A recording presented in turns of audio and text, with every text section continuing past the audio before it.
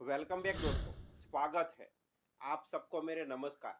आज के वीडियो में हम जानेंगे कि सस्टेन 200 कैप्सूल के यूज, बेनिफिट, इस्तेमाल करने का तरीका एंड साइड इफेक्ट के बारे में। तो चलिए बिना समय गवाए वीडियो को आगे बढ़ाते हैं। मैं हूं आपका फ्रेंड कल्पेश दिवेरा और आप देख रहे हैं अपना यूट्यूब चैनल DRX कल्पेश दिवेरा। और एक बार मेरी चैनल को सब्सक्राइब करना ना भूले। सस्टेन 200 शरीर में प्रोजेस्टेरोन की कमी के कारण होने वाले गर्भपात से बचने के लिए दिया जाता है। सस्टेन 200 कैप्सूल में एक सक्रिय घटक के रूप में प्रोजेस्टेरोन पूरक होता है। असल में यह प्राकृतिक रूप से महिला के सेक्स हार्मोन जैसे ही जो अंडाशय से गुजरता है। यह 200 मिलीग्राम प्रति कैप्सूल की ताकत में मौजूद है। यह दवा सन फार्मास्यूटिकल इंडस्ट्री लिमिटेड द्वारा निर्मित है। यह एक योनि रिक्टेल मौखिक दवाई है और हर एक स्ट्रिप में 10 कैप्सूल की पैकेजिंग में उपलब्ध है। सस्टेन 200 कैसे काम करता है? सस्टेन 200 कैप्सूल में प्रोजेस्टेरोन पूरक होता है। यह एक महिला का हार्मोन होता है और यदि कोई महिला पर्याप्त मात्रा में उत्पादन नहीं करती है तो उसमें उसे अनियमित मासिक धर्म चक्र हो सकता है और गर्भावस्था के बनाए रखने में परेशानी भी हो सकती है। यह दवा प्राकृतिक हार्मोन प्रोजेस्टेरोन के रूप में व्यवहार करता है और प्रारंभिक गर्भावस्था के समय योनि, गर्भाशय और ल्यूटेन की क्रियाओं में परिवर्तन को प्रोत्साहित करने के लिए अपने गर्भ से पहले क्रिया करता है। यह गर्भाशय के परत की मोटाई को रोकने से गर्भ के अंदर कैंसर के विकास के जोखिम को भी कम कर देता है। सस्टेन 200 के यूज यानी बेनिफिट क्या है? शरीर में प्रोजेस्टेरोन हार्मोन की कमी कारण मासिक धर्म संबंधी विकारों को ठीक करने के लिए उपयोग किया जाता है। पहला है मासिक धर्म का असामान्य आना। सस्टेन 200 कैप्सूल का प्रयोग उनके शरीर में प्रोजेस्टेरोन की कमी, बाल पालन क्षमता की महिलाओं में अनावृत के इलाज के लिए किया जाता है। दूसरा है रजोनिरोधी के बाद हार्मोन में प्रतिस्थापन थेरेपी में यूज होता है।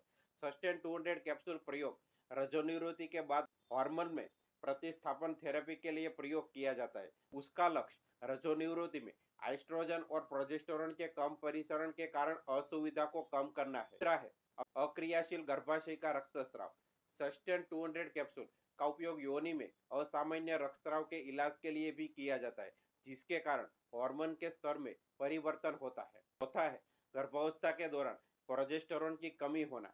सस्टेन 200 कैप्सूल गर्भपात के रोकथाम और गर्भावस्था रखने के लिए प्रयोग किया जाता है, जहां ल्यूटल चरण में प्रोजेस्टेरोन हार्मोन का स्तर काफी कम होता है। हालांकि उसका उपयोग गर्भावस्था के बाद चरणों यानी दूसरे तिमाही और तीसरी तिमाही के हिस्से दौरान नहीं किया जाना चाहिए। पांचवा है गर्भनिरोध। सस्टेन 200 कैप्सूल का प्रयोग गर्भनिरोधक प्राप्त करने के लिए योनि में डाले गए खुराक के रूप में भी इस्तेमाल किया जा सकता है। सस्टेन 200 कैप्सूल की साइड इफेक्ट क्या है?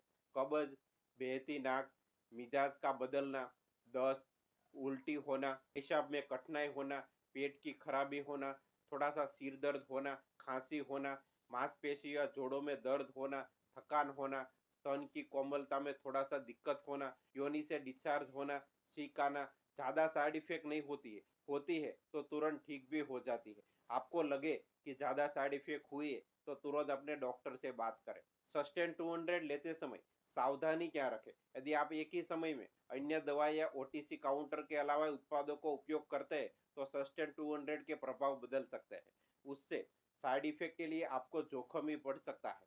यह आपकी दवा ठीक से काम नहीं कर सकती। अगर गर्भधारण की योजना में या वर्तमान में गर्भवती है तो डॉक्टर को सूचित करें।